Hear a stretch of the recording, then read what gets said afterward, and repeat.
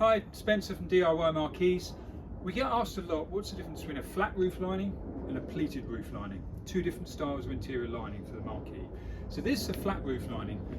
Although it's called flat, shaped is probably a better description because it goes up and it sort of scallops up into the top and back down again. You can have it just the roof lining. Having a roof lining makes a big difference from going from an unlined Marquee. You can have a roof lining and sides where you've got curtains or wall linings, a mixture of the two.